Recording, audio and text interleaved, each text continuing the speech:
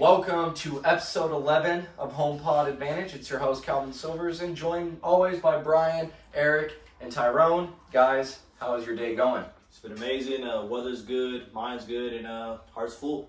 Wow. Yep. Eric? Beautiful day outside. Good weather. Nice weather. and warm. Can't go wrong with it. It's a little windy, but Yeah, but it plays out. I was gonna say it. Hopefully we survive this It's fine, tornado you know. tonight. It being 85 degrees out, I can't really complain, win or not. So, but let's just jump right into our topics today. We got an all NBA podcast once again, and we're going to start with Frank Vogel being fired by the Los Angeles Lakers. He went 127-98 in his 3 seasons. He did win a championship, though, back during the bubble. Guys, do you think it's Frank Vogel's fault for the way that the Lakers played this season and the first season when they weren't very good? No, I don't think it was. As a Lakers fan, this is something beyond the coach. This is an entire organizational thing, not just him. I think so too. I mean, I don't know exactly. I feel like the NBA coaches, I feel like they don't necessarily play as big as a role as I think they do up in my mind.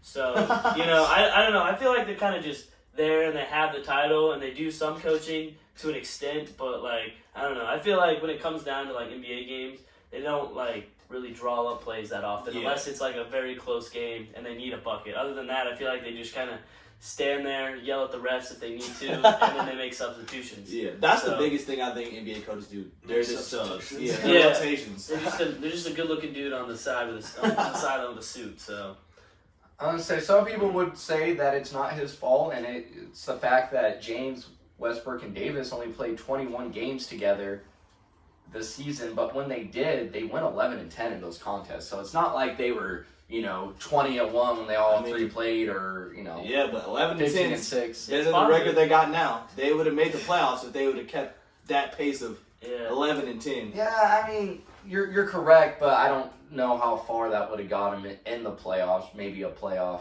or a play-in game win. Also, the Lakers finished bottom 10 in both offense and defense efficiency this season. Yeah. So I kind of think it's Frank Vogel's fault, and one thing here that you could say is because Westbrook called his relationship with Vogel unfortunate and said that he felt like he had to constantly prove himself. he wasn't doing a very good job at it though. I mean, he averaged 18 points, 7 rebounds, and 7 assists. Yeah. 18 points, though, is his second worst scoring season since 2009-2010 in his career. When you're considered the third option, though, having 18 points is pretty good when you're considered to be the third option. Well, yeah, that's true, but he wasn't the third option all year. I mean, AD was out a lot, so was Yep. LeBron. So, And sometimes he was the number one He option. had to step up as Think the about it number like one this. option. If LeBron was top 3 in points this year, LeBron is having majority of your team's points, so it's going to be hard for Westbrook to average 25 if LeBron's scoring 30-plus when he's on the court. Yeah. That's fair. But I kind of agree with Vogel here in the sense that I think Westbrook did have to try to prove himself and show that he could work in a system where there was 2 other all-stars, and he just couldn't. I mean, Westbrook is a player that needs the ball in his hands at all times, and so is LeBron, and AD does really well when the ball's in his hand at all times too, so kind of throws it off, but Westbrook just wasn't getting it done this season, and I'm kind of with Frank Vogel in the sense that he did need to prove himself. Okay, so let's say that Russell Westbrook. What was Russell Westbrook's expectations with LeBron and AD out the game? What do people want him to do? Help him carry him to the playoffs. Not carry, but help them get to the Name playoffs. another third star on a team that is expected to do all of that when their first 2 players are out of the game. But I don't think another team has a situation where Yeah. you have a 37-year-old main man and then your other guy always gets hurt. But I also look at it like this. Yeah, he's the third option, but not many teams' third option is going to be a caliber player like Russell Westbrook. That's what he's saying. Why should I have to prove myself if you already know I'm this caliber of player? Because he hasn't been with someone where he has to be the third option. So what does he have to prove himself of if you're the third option? Like, does he have to Being prove able he's the third to option? fit in with that? I Being able to mean, mold you have with to those prove guys? you're not being the go-to guy necessarily. I think is what he's trying to say. Because I think he did a great 18 points of not the go-to guy. I mean, that's solid, not bad. But like when I don't know, maybe it's like what I've seen on ESPN. But it seemed like every time he was playing, he was just throwing up bricks at the time. Oh, And yeah. 18 points, it's not bad. But like when you look at it, like a lot of those points can come at the end of the game when the defense Still. is lackluster. I get that, but at that point, you already lost the game. Like adding the stats, it doesn't that can create an illusion to say that he's not necessarily filling that void that you want with the third. And Not saying that's true, but that could play into it. And you're right, he had 18.5 points, but he also had crucial turnovers. I saw a stat that he missed like 66% of his dunks. He was missing layups. He was throwing up brick shots. I mean, yeah, but he still averaged 18 points, 7 rebounds, and 7 assists. Those are very, very, very, very good numbers.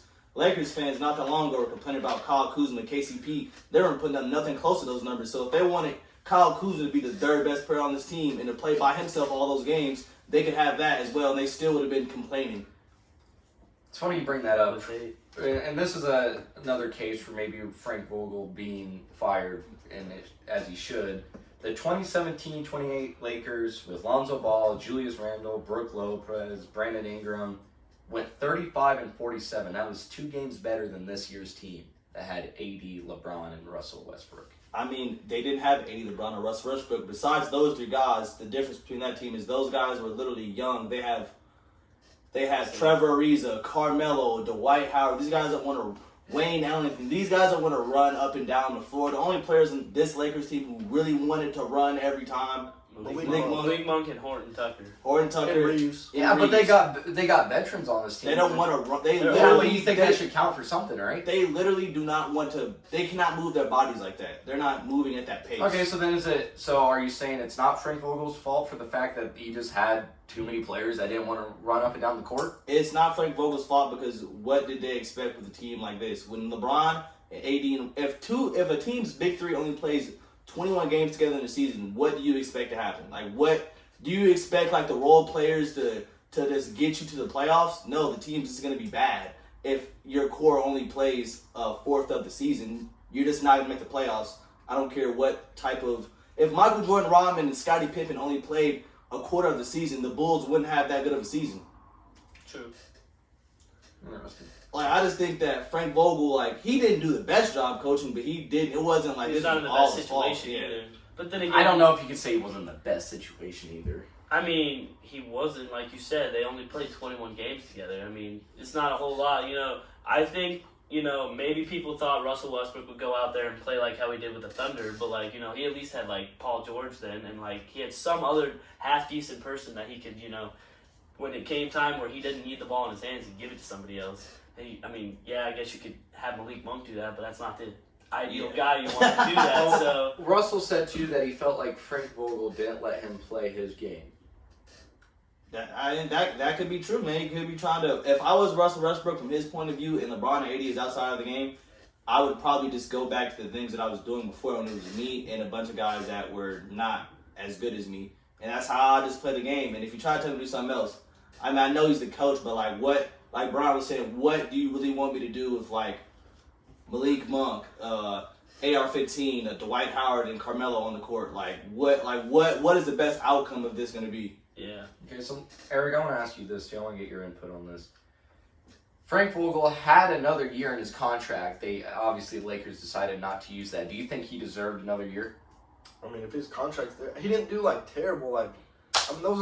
He didn't have a good hand dealt to him. Like, he's not dealing with like what the Grizzlies have. Like, Ja Morant's a monster, or even the Hawks. Even like Trae Young's good. They have Clint Capella who gets a lot of rebounds.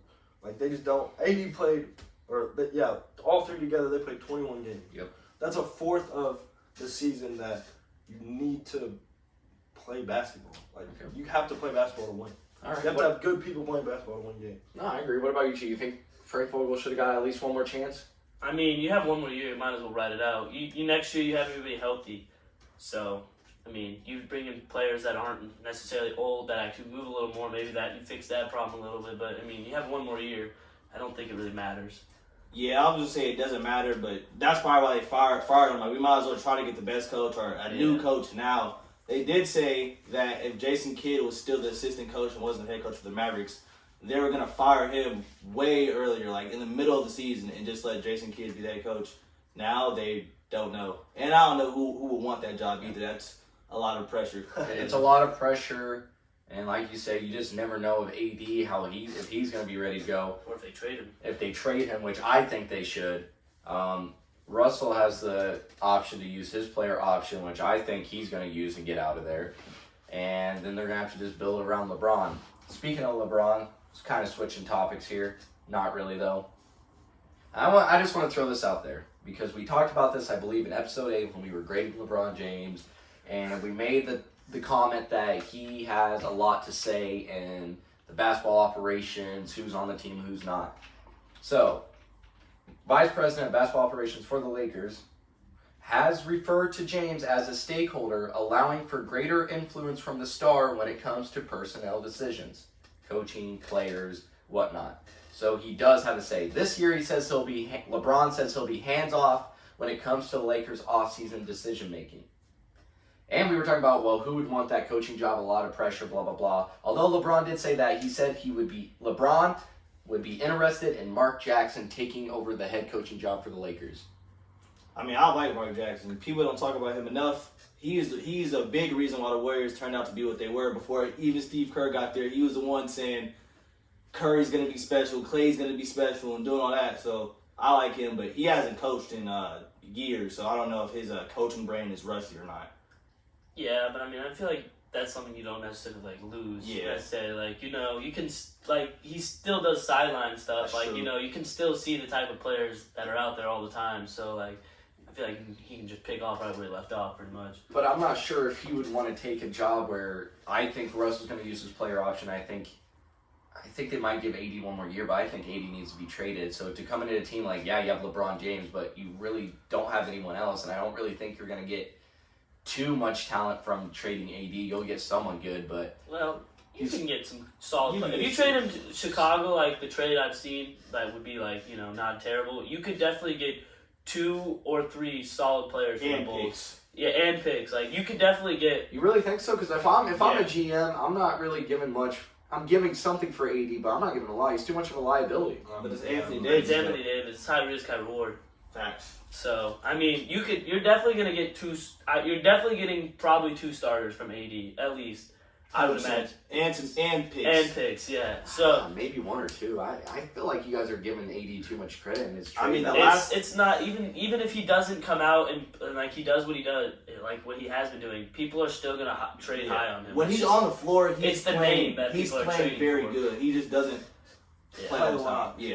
If Yeah. he were to be healthy, it's more than worth it. I was gonna say, I feel like if the Bulls were trying to trade for that, I feel like the Lakers would get maybe Vucevic, somebody like that, and maybe I don't know, Picks and just somebody else. a young maybe guy they that get have. Lonzo or no, they won't get so bad. Maybe overall the Lakers, maybe somebody like Yeah, I don't know. I have to look at It's- that. yeah, I don't more know. deeply. maybe they get like that. No, they won't get Ayo. They won't trade him. Not They as might good. actually. Maybe him or Patrick Williams, yeah. something like that. But Okay, so we were talking about Frank Vogel, not the greatest season for the Lakers, blah, blah, blah. LeBron James said that the season is not a failure at all. We came to work every day, put our hard hats on, and try to get better every day, and the results just didn't happen for us, but it's not a failure, and I hate that quote.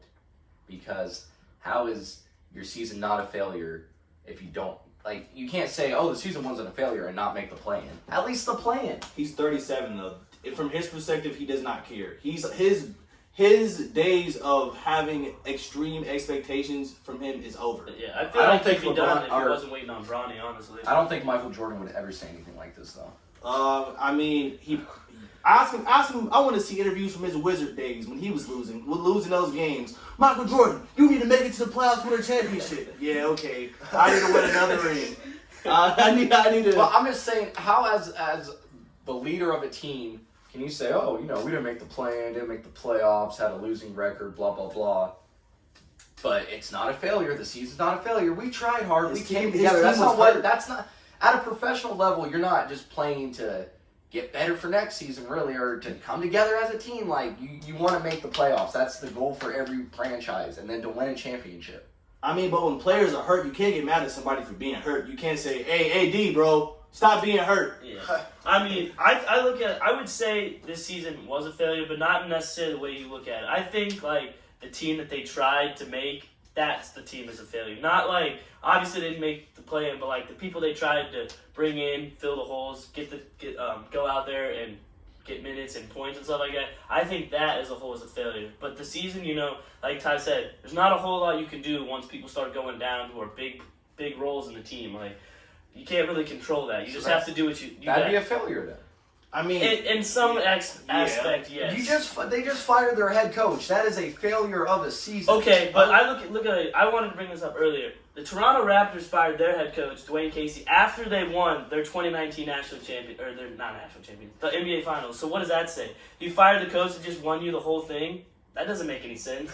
So, like, I feel like having the coach fired, that doesn't mean anything. This is the NBA. Coaches get fired all the time. And that's why I think Mark Jackson, if he wants to get back into coaching, taking this job really doesn't mean it doesn't scare him at all, because he's been here before. He's shown teams what he can do. This isn't going to be anything crazy to him. So, Eric, do you think that the season is a failure or not? Are you with LeBron or not? I mean, I would say not how you're saying it's a failure, but kind of like how Brian said. But like, they just failed at building the right team, and then it just didn't work out. So I mean, technically it's a failure because you didn't make the playoffs. But like, you could have had if you have LeBron James and had the Pistons record, that would be a failure. Okay. Like, you know what I mean? and you look at it, they were one game out of the play-in when it came down. They were one game back from the Spurs. So Yeah, but this. LeBron didn't play the last couple of games either. If you just would have played, and once they got eliminated, he didn't play. I don't know. This sounds very middle school to me. What? The quote, like a coach coming in and your team went 3-20, but it's like, hey guys, you made friendships along the way. Like, it wasn't a failure. I don't know. It seems very middle school to me. I mean, for LeBron, a 37-year-old to say this about a professional basketball team. What is he supposed to say? Like, I don't think he's. I'd rather him just say, yeah, we just couldn't get it done. It was a failure. We'll look into the next season and make some moves and do what needs to happen to get better. You want him to own it, is what he's trying to say? I'd rather him own it and just say it was a failure than try to sugarcoat it and be like, well, we made friendships and it's not a failure. We tried hard all season. LeBron, the way LeBron's speaking, he doesn't really care if they run the same team back next year. Him and AD, that's how they sounding. So if that's the idea they have in their head, I think it's pretty hard to take big dumps on the players that you have on your team and say we sucked when it's going to be the same team next year. Yeah.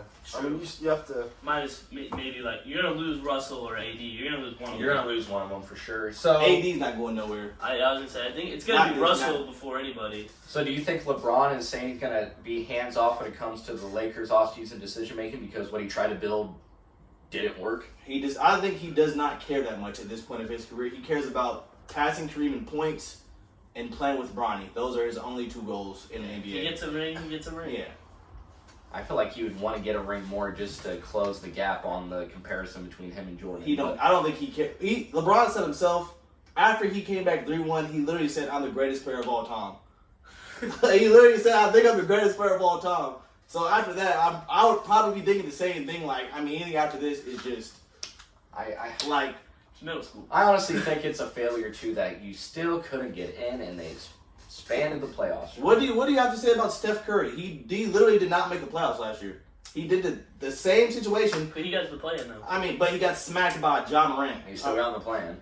I mean, is that what we're No, but is that what we're holding about? Is that what we're trying to dock this much off of LeBron's career? He didn't make the playoffs, the play in that one year. I'm gonna remember that forever. I'm just saying they expanded it to get more teams in, and he couldn't even. That play-in doesn't really even matter. None of those teams in the West that are gonna get in those spots, not gonna do anything in the playoffs whatsoever. Those teams are gonna lose to the Suns and get swept in the first round, and they're just gonna lose. Yeah, anyway, the play-in's a joke. It doesn't matter. The Timberwolves at 17 right now. They have like 45, 46 wins, and then the Pelicans or the Spurs. I'm not sure, but the Spurs have 34 wins. Like, there's a 12-game gap, and they get to play in the playoffs, or they get a chance to go. It's like, come on, bro. Yeah. Don't waste our time. Let's just get to the playoffs so that we can get closer to watching Giannis win again. All right, you know what? We won't waste any more time then, Brian, and let's just get right into it and let's start talking these playing games. The first one I got, Nets versus Cavs. Just kind of want to hear some thoughts from you guys about the game. I think I got the Nets winning, but the Cavs, even though they have players out and stuff, it's going to be closer than people think. I think that, I don't know what the spread is. I think it might be 8. It's 9.5. 9.5. I think the Cavaliers will cover that spread. Yeah, I mean, like a few weeks ago, I bet on the Rockets 17.5 when they were playing at Brooklyn. They covered that. I'm pretty sure the The Nets are 1-22 or something like that when it comes to covering the spread at home. So Yeah, they suck at home. When Yeah. it comes to covering the it's spread. it's kind of Comes killer. to It's cover killer the for the Cavs. They don't have Jared Allen. That's a big loss, Yep. especially if they do win this game or they lose and then they win the next one and they still get in at the 8th seed. I'm not sure how severe his injury is with his finger or not, but that's a big loss. You know, you need a good dominant center down low. So, and you got Mobley, who's a good rookie, but like, you know, Only so who much you knows? can do. This is the Yeah. playoffs. You talking I about? was- You bring in veteran Kevin Love, but you know he hasn't been playing that amount of time that you want from him all year. So Well, Who Mobley's going to be tasked with protecting the rim and keeping Andre Drummond off the glass. And then, you know, like I said, protecting the rim against Durant, Kyrie That's going tough. driving. Yeah, that's going to be tough. And like I said, he's just a rookie. I don't know how well a rookie's going to do against some vets like Kyrie and Drummond and Kevin Durant. Also, like you said, with the injury, I cannot think of his name. You just Jared said, Allen. yeah. Thank you, Jared Allen's injury. The Cavs were the 4th best defense prior to that injury. Now they're the 22nd ranked defense with a 7-11 record since Jared Allen went out with that injury. So defensively, if Jared Allen was still healthy, I wouldn't say that the Cavs would win, but it would be better because Durant and Kyrie are really the only scoring options right now for the Cavs. Durant's averaging 30, Kyrie's averaging 27. I know Kyrie hasn't played for the majority of the season, but still, for what he is playing, averaging 27. The next highest scoring average is Seth Curry, who's 14.7, and he's only played 19 games. So he they're- came over in the Harden trade. yeah, so there's not really that many scorers, but let's say, and then you could argue, well, can't the Cavs throw a double team or a trap against Durant? Well, yeah, but every time Durant has 9+ assists, the Nets are 9-2. So if he gets that double team, he's efficient enough to get the ball out of his hands to Kyrie or I guess even Seth Curry. So I just don't think the Cavs have enough to keep up with the Nets. The Nets simply have Kevin Durant on their team. And Kyrie. And Yeah. Kyrie. That's all you need. And that's all you need. Those two names alone are good enough to get you a win in the playoffs. I was gonna say because you know Seth Curry, he'll get you at least 10 to 15 points. Drummond will get you 10 and 10. You know, and Bruce Brown is that his name? Bruce Yeah. Brown. That's how you say it. He's been playing a lot better too. He'll get you 10 to 15 as well. I mean, there's guys who've slowly been stepping up and playing more into their role that they need to. Durant and Kyrie are going to combine for 70. So I mean, At least. they only need 30 or 40 more points from And if nine And guys. good if defense. it comes out to a buzzer beater, Kevin Durant's gonna hit the shot. Yeah. Exactly. I'm As glad long Kyrie as, as, long did. as, Kyrie did. as long as his big foot's not on the line, they gonna win. I'm glad you brought that up, Eric, because when Durant and Kyrie are together on the floor, they scored 123.6 points per 100 possessions. So, dynamic duo out there. For the Cavs, they do have Darius Garland. He's averaging 21.7 points, 8.6 assists. And their offensive rating improves by 10 points per 100 possessions when he's on the court. But besides him, I guess Karis LeVert's the other guy that could step up. I But forgot he was on that team. yeah, but I feel like Chris Vert's cool. he's cool, but he's not going to get you what Durant and Kyrie can do. So I think Nets win this one by, I would take the spread with the Nets on this one. I don't know. I don't know. I don't trust that record. I seen, even though the Nets won that game, I seen them play the Knicks, and they were down by 20 at That's some true. point. Yeah. They were also on the road, They though. can't be playing with their food like that. I'm gonna be honest. That honestly disgusted me when I seen that. Yeah.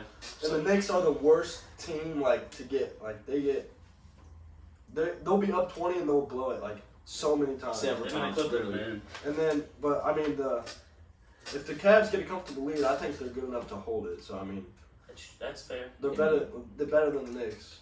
And- Holding yeah. a comfortable lead. So we all have the Nets. I just want to. Yeah. Okay. And if the Cavs lose, they get another chance to play another game, so they're not completely open. I was gonna say they got if they play the Hawks or the Hornets, they'll play either one of those teams. They could definitely contend. That's a coin flip in my eyes. But But I think the Hawks- the Cavs will be good in 2-3 years. They got some great young They got some players. good young Good players, next some year, good man. pieces, yeah. Colin Saxon's out too. He was playing phenomenal. That's before right. He He got hurt. has it. Yeah. Him and Garland. You got And like we said, Isaac Karis Okoro, LeVert. Karis LeVert. You got Jared Evan Allen. Mobley, Jared Allen. Yeah. You keep Cedi snagging Osman, one. man. Come on, Cedi man. Osman, keep snagging everybody. It's one guy or two from free agency. Maybe you hit on the draft.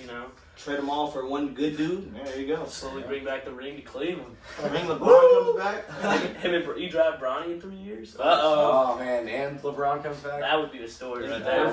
That'd be crazy. All right, let's switch to the next game that I got here. Clippers versus Timberwolves. the Timberwolves have impressed me this season, especially Cat. I think this is the season that everyone has been wanting him to have or been waiting for him to have, and I think it's because he's not really posting up as much anymore. I mean, he can spot up for three, he can dribble and hit the mid-range, or he can drive to the rim. So he's being more versatile this season, and I think that's really helped the Timberwolves in their case and what they're doing this season. Yeah, well, I think getting Anthony Edwards helps a big thing because it takes a lot of weight off of him being the go-to guy. Anthony Edwards was electrifying this year, and man, he put on some posters this year. I mean, some nasty posters. So, and he's coming in. I think he's averaging like 20 points a game as well. So that's I don't think anybody's really, maybe other than D'Angelo Russell, but like, you know, it's nice to have somebody to take some of that pressure off of Cat. And you also have Jared Vanderbilt, who's been a great defensive presence down there. And like we were talking, Anthony Edwards, 36% three-point shooter, so he's capable of scoring 20-plus a night because, like you said, averages 21 points, 4 assists, 5 rebounds. And the Timberwolves are the third best offense in the NBA. The question is, do we think Anthony Edwards can handle the pressure? Yeah. I feel like Anthony Edwards is the type of guy to where, or his game is the type of game where he's gonna get his one way or another regardless of the game.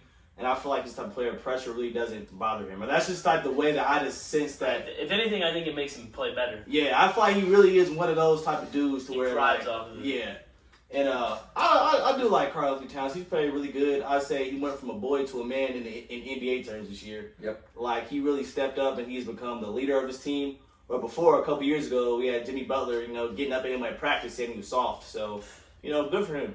He's been through a lot in the last 2 years, And he was family and all that, and good for him, seriously. And speaking of just, going through a lot this season, the Clippers Kawhi Leonard's out for the season. They were without Paul George for a chunk of the season. But I think that's kind of helped in the sense that Reggie Jackson, Marcus Morris, they stepped up offensively. Reggie Jackson, I think this was kind of a development season for him with Paul George being out. He's averaging 17 points, 5 assists, 4 rebounds.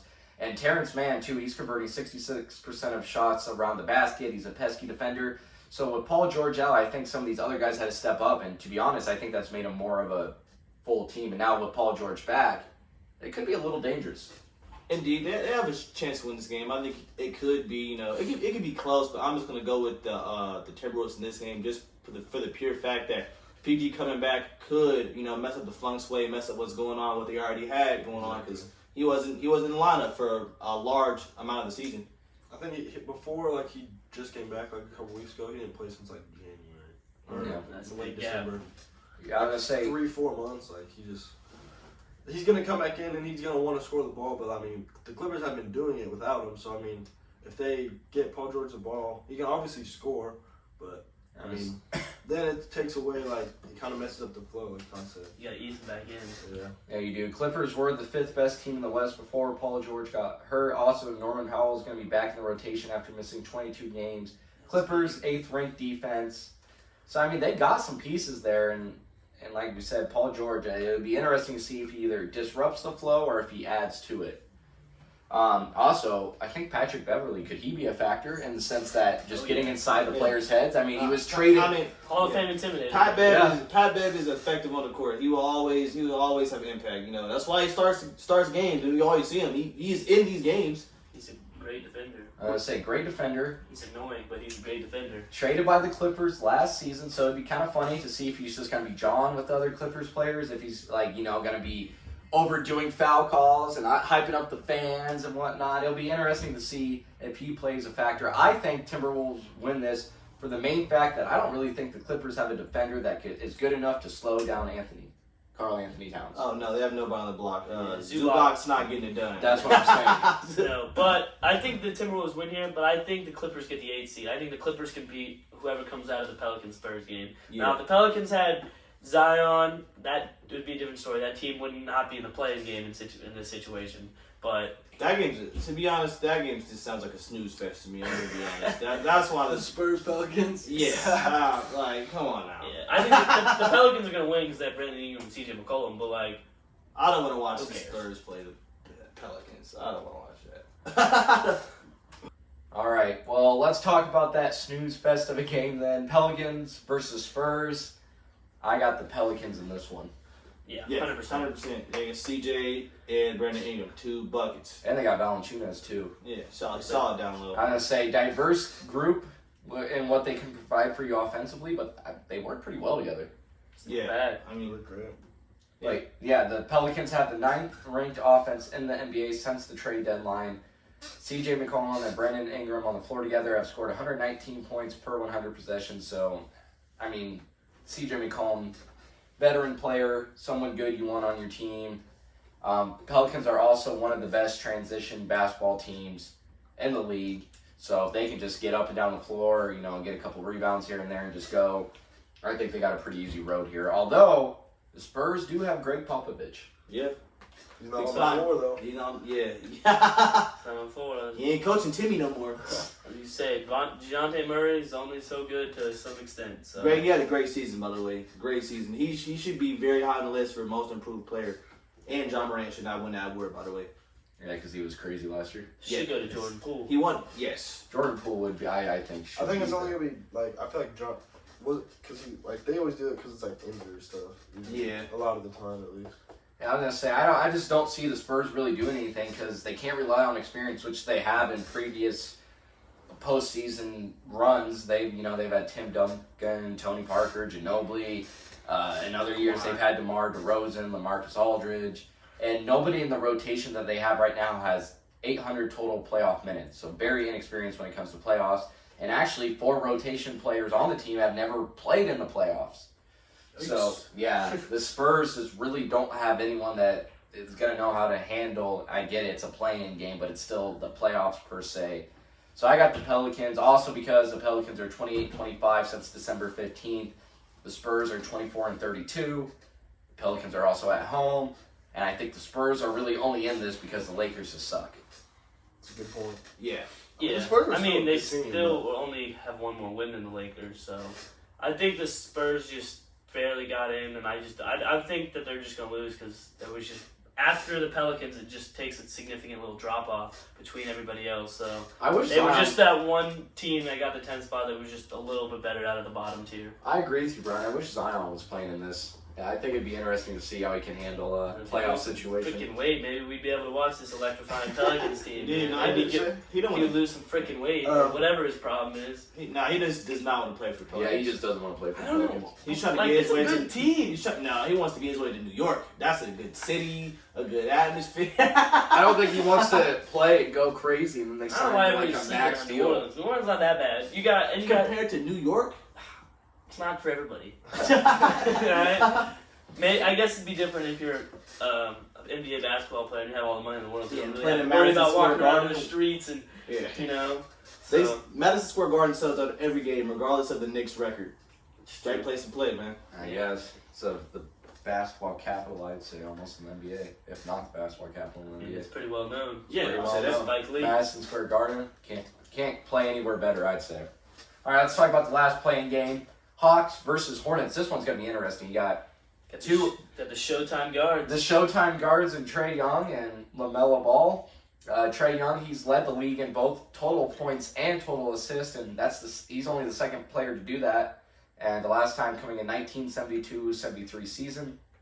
Also, I just think the Hawks, to no surprise, Trae Young just orchestrates the offense very well, especially in the pick and roll game. And I think that's central to Atlanta's success. So if the Hornets want to win this game, they have to stop the pick and roll action. I think they can do it. Because I want the Hornets to win. Want the Hornets win? I would like to see LaMelo play. I'm gonna be honest with you, Brian. That's not happening. Trae Young did get to the Eastern Conference Finals on accident. It ain't won 2 games too. Like That's true. I was gonna say I was gonna say this to the end, but I'm just glad you brought it up, Ty. I got the Hawks winning one because they're coming off an Eastern Conference Finals run where they beat a top seeded 76ers in Sounds that like run. the Bengals to me. I'm just saying they have more experience now. For the Hornets case, they do better when Melo can really break down defenders, find his open teammates, and hopefully they can capitalize on opportunities.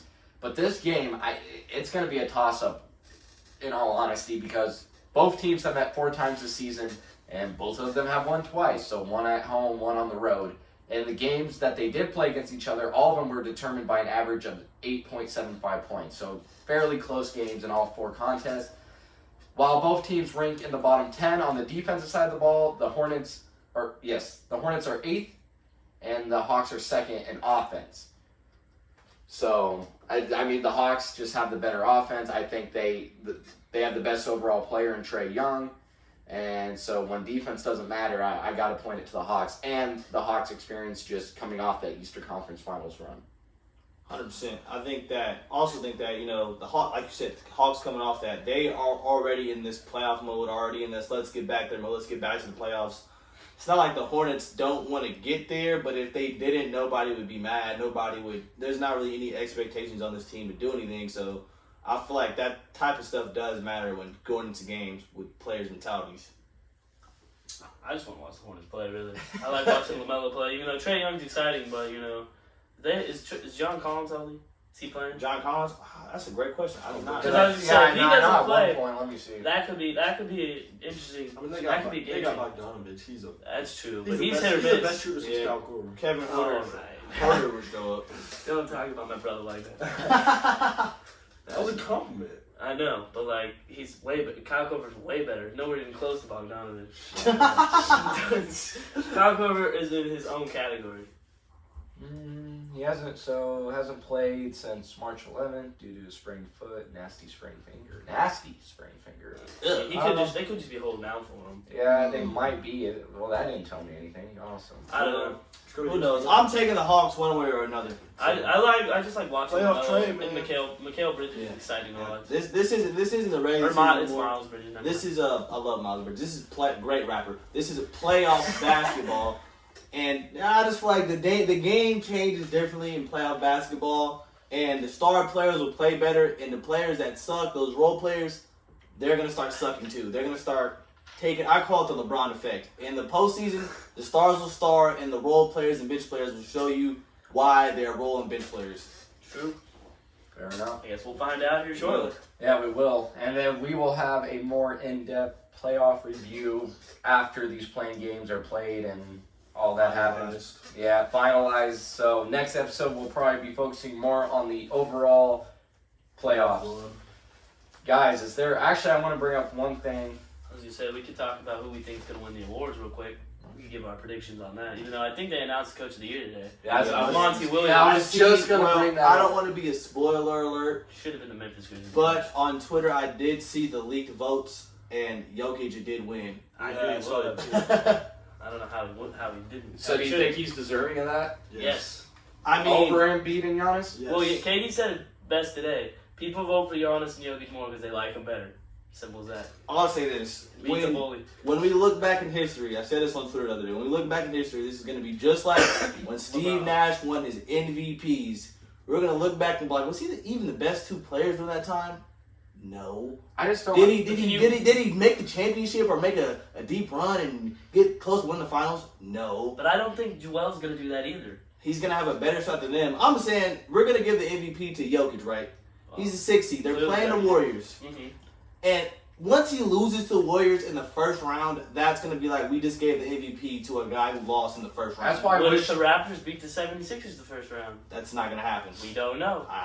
Life happens. I wish that the MVP voting would account for your postseason success too. Well, I mean, when they actually announce it, it's always right before the finals or always before the championship. So I never understand how that works. Like, if it's based off the regular season, why don't they do it right after the regular season? They always wait till the very end of the year. Yeah, I don't know. So it never makes sense to me. There has to be some kind of reason that I can't think of. But yeah, that's I think it's just because the NBA finals are about to happen, so people care about what is going on in the NBA. I guess that's fair. That's true. It could get kind of clouded by just the excitement of the marketing. playoffs. So, but as you said, Coach of the Year. I thought I should have been the Grizzlies coach. I'm not sure what his name is, but they went from a playing team to the number 2 seed, and you can't really do better than the Suns. They played a great year. Suns I don't think they're going to win it all, but Suns had the best record in the overall NBA. Do you think that was the correct award given? Yeah, I think that he definitely deserved it. The coach with the best record should get I think he should hands down be in the top 2 every year, just for the fact you have the best record. Yeah. And I think that Devin Booker should have been somewhere. He shouldn't have won the MVP, but should he has to. He's somewhere at least be in the conversation. He's a great player. Best player on the best team. Yeah. Yeah, he is. Yeah. And you cannot disagree with that statement. It's just, No. I think Chris Paul's a better facilitator, I guess you could say. That's fine, But you need a overall facilitator to make the real star shine. overall player, I think it's Devin Booker on that Suns team. 100%. Yeah, he's getting it done. If anyone argues that, they're They don't watch They don't basketball. The They don't watch basketball. if the Suns are down and there's a timeout, that coach of the year is going to play for Devin Booker. He's Yeah. not even going to look at Chris Paul's eyes. He That's might, when the real coach Yeah. comes You might say, into give it play. to Chris Paul, throw it. literally, Yeah. Chris Paul pass it in, passing it in, give it to D Book off the screen. DeAndre, you set that thing hard. Facts. That's funny. I'm glad you brought that up, Brian. That was a good little topic right there. Well, we're going to wrap it up. That was our picks for the playing games. We talked a little bit about the Lakers. So good conversations all around. Guys, we can't thank you guys enough for listening. Please, please, please keep pushing our socials, YouTube, TikTok, Instagram, HomePod Advantage. Please keep pushing out the podcast itself. We're on Spotify, Apple Podcasts, and YouTube. So make sure you push that out to all family, friends, anyone that wants to listen to anything sports or just wants a podcast to listen to when they're bored. Any last words from you guys? I would say, if you're watching this, have a nice day. Take some time out your day to meditate, or tell somebody you love them or something. I don't know. Yeah, life is short. Sounds good. Hey, I want to say rest in peace, Dwayne Haskins. Yeah, for sure. Legend at Ohio State, very good quarterback. Just a sad way to go. So rest in peace to Dwayne Haskins. And on that note, we will see you guys soon for episode 12.